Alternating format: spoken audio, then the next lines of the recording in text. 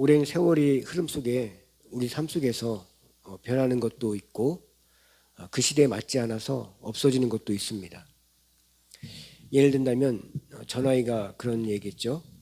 제가 어렸을 때는 처음 본 전화기가 교환수가 상대방 전화기 번호를 연결해 주어야 통화할 수 있는 그런 전화기였습니다.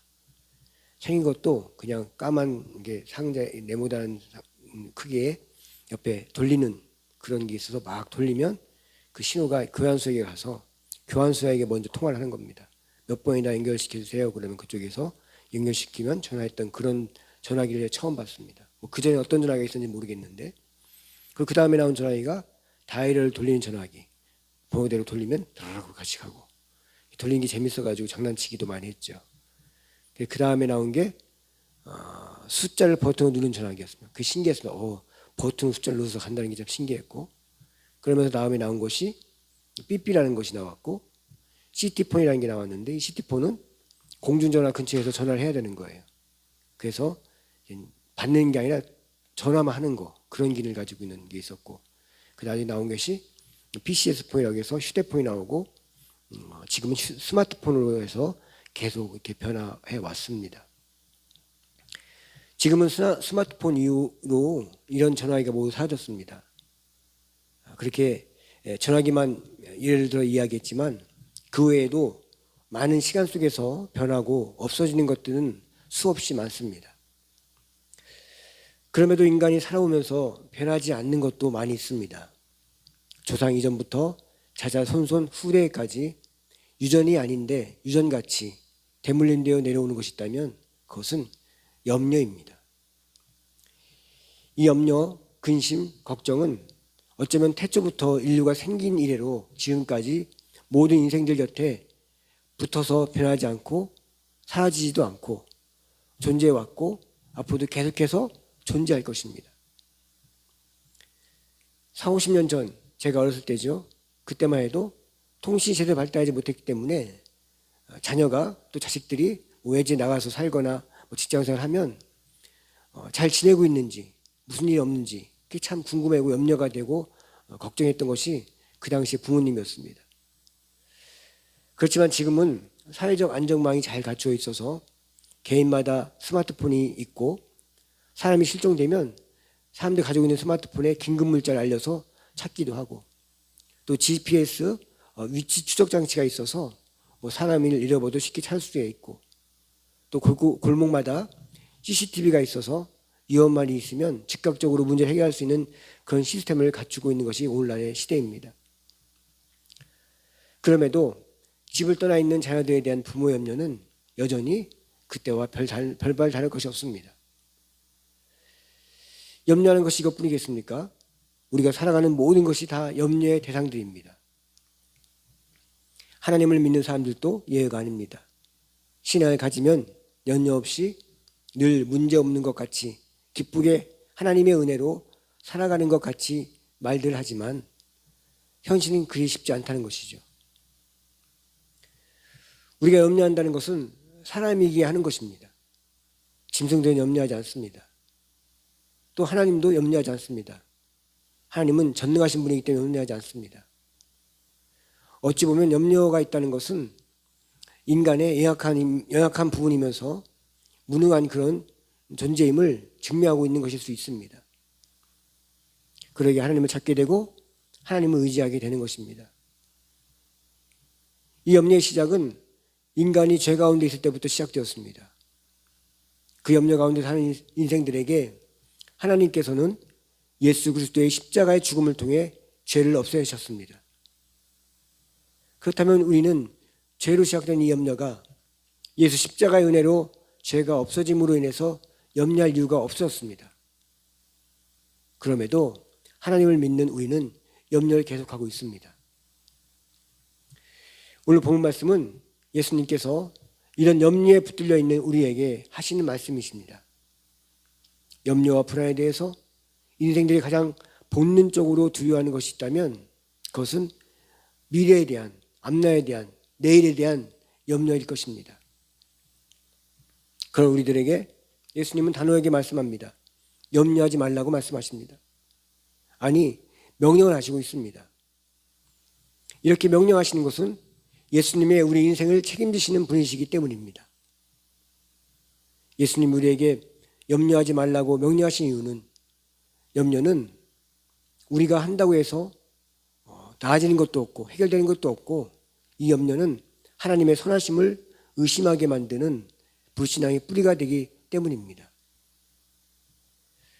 오늘 본문 마지막 절에 34절에 예수님이 이렇게 말씀합니다. 내일을 위하여 염려하지 말라고 하십니다. 우리가 내일을 염려하고 걱정하는 이유는 내일의 주인이 하나님이란 사실을 잊고 지내기 때문입니다. 성경은 하나님이 당신의 자녀인 우리를 지키시는 완벽한 아버지라는 믿음을 가지라고 말합니다. 염려가 지금까지도 우리 삶 속에 있는 것은 이 염려를 우리 의지로 어떻게 할 수 있는 영역이 아니기 때문입니다. 염려는 깊이 생각해 보면 믿음의 영역입니다. 나를 죽기까지 사랑하신 하나님의 사랑을 믿고 신뢰할 때 염려는 그때부터 멈추기 시작하는 것입니다. 빌립보서 4장 6절부터 7절 말씀에 사도 바울은 이렇게 말합니다. 아무것도 염려하지 말고 다만 모든 일에 기도와 간구로 너희 구할 것을 감사함으로 하나님께 아뢰라. 그리하면 모든 지각에 뛰어난 하나님의 평강이 그리스도 예수 안에서 너희 마음과 생각을 지키시리라. 아멘.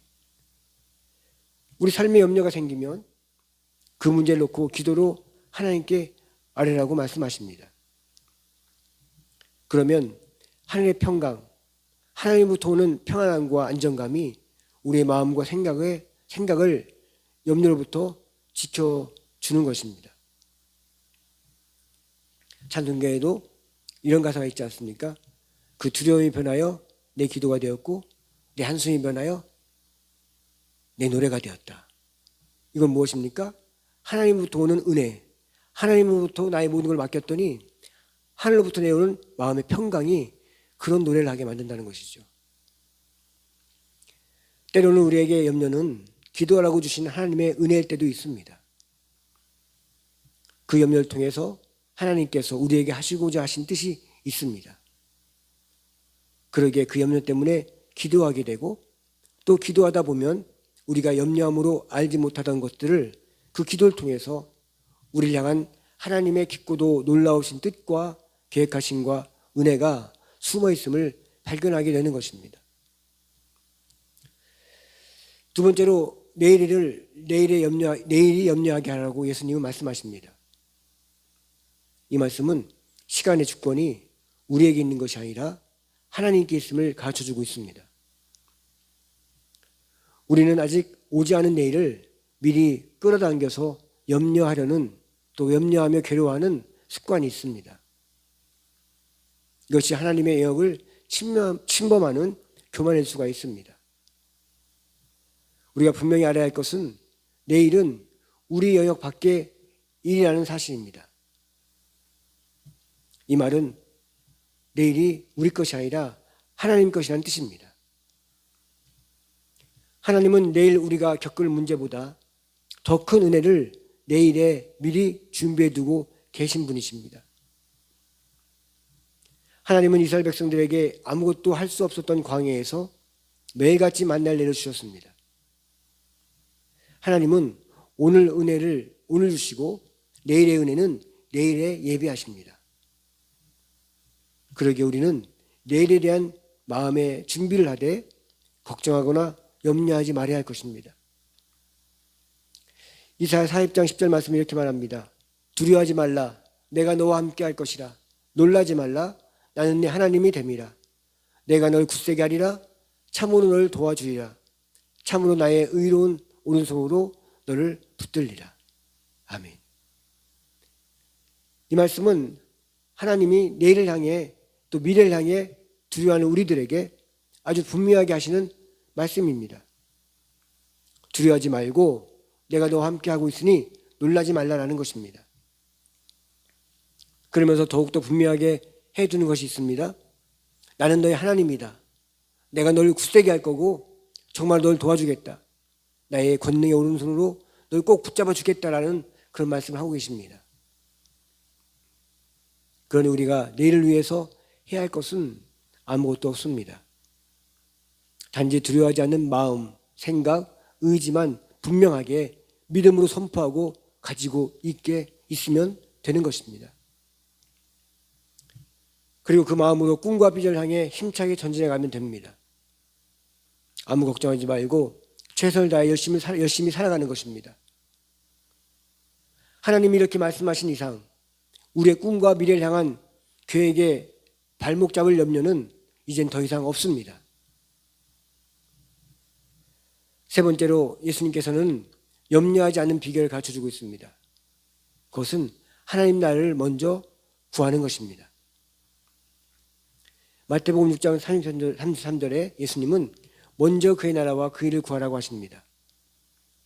이 말은 하나님의 나라와 하나님의 의만을 구하라는 말입니다. 우리가 기도하는 것, 구하는 것은 무엇 때문입니까? 대부분이 염려와 걱정 때문에 구합니다. 기도합니다. 이 염려, 걱정은 내 안에서, 내 중심에서 나오는 것입니다.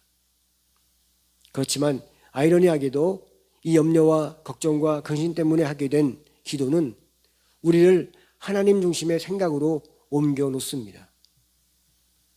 그래서 사도 바울은 앞에서 읽은 빌립보서 말씀처럼 아무것도 염려하지 말라고 했습니다. 다만 모든 일에 기도와 간구로 너희 구할 것을 염려함으로가 아니라 감사함으로 하나님께 아뢰라고 말합니다. 기도로 우리가 하나님 생각의 중심으로 옮겨지게 되면 내 중심에, 내 안에 하나님의 평안이 임하게 되고 그곳에 나의 마음과 생각을 지켜주심을 믿어지게 하는 하나님의 은혜를 경험하게 되는 것입니다. 이것이 무엇입니까? 앞에 이사야서에서 읽은 하나님이 나의 하나님이 되시고 그 하나님이 날 굳세게 하시고 날 도와주시는 그분의 오른손으로 날 붙잡아 주시고 계심을 경험하게 되는 것입니다. 이처럼 나의 염려와 근심을 내 스스로 극복해 보려고 내 필요에 집중하고 내 요구에 함몰되는 삶이 아니라 비록 기도를 내 필요에 의해서 시작했지만 그렇게 시작한 기도는 우리의 필요를 하나님 뜻으로 결론지어지게 하는 것입니다. 그러기에 우리의 기도는 먹고 입고 마시는 우리의 삶의 모든 문제를 하나님이 책임지시는 영역 안에서 들어가게 하는 것입니다. 영역 안으로 들어가게 하는 것입니다. 마지막으로 우리의 모든 염려의 끝은 예수 그리스도의 십자가입니다. 예수님은 우리가 가져야 할 죄의 짐과 죄의 대가, 죄의 결과 그리고 모든 인생의 염려를 짊어지시고 십자가에 달리셨습니다. 그 십자가의 은혜를 경험한 이들은 더 이상 세상 염려의 파도 앞에 떨지 않습니다. 그전에는 알지도 못하던 십자가의 그 은혜가 인생 파도를 잠재우신 예수님이 우리 배에 함께 타고 계심을 믿게 합니다. 내일 우리에게 어떤 일이 일어날지 우리는 알 수 없습니다. 그렇지만 내일을 주관하시는 분이 누구인지는 십자가의 은혜로 분명히 알고 있습니다. 그러기에 오늘 본문을 통해서 우리에게 말씀하시는 것은 우리는 오늘을 염려로 살지 말고 예배자로 살라고 말씀합니다. 하나님은 오늘 우리에게 필요한 모든 것을 공급하십니다. 그러기에 우리는 염려가 우리 영혼을 갉아먹게 내버려두지 말아야 합니다. 대신 그 염려로 낭비되는 에너지를 기도로 예배로 바꾸는 것입니다. 부활하신 예수님은 지금 우리 곁에서 내가 너와 함께 한다라고 말씀하십니다. 우리의 내일은 하나님 손 안에서 이미 승리한 싸움이요 승리한 내일입니다. 그러기에 우리는 담대하게 믿음의 전사로 염려를 무릎 꿇게 만드는 승리자로 살아가는 것이 당연한 것입니다. 믿음으로 선포하며 담대하게 승리하며 나가는 우리 모두 되기를 주님의 이름으로 축복합니다.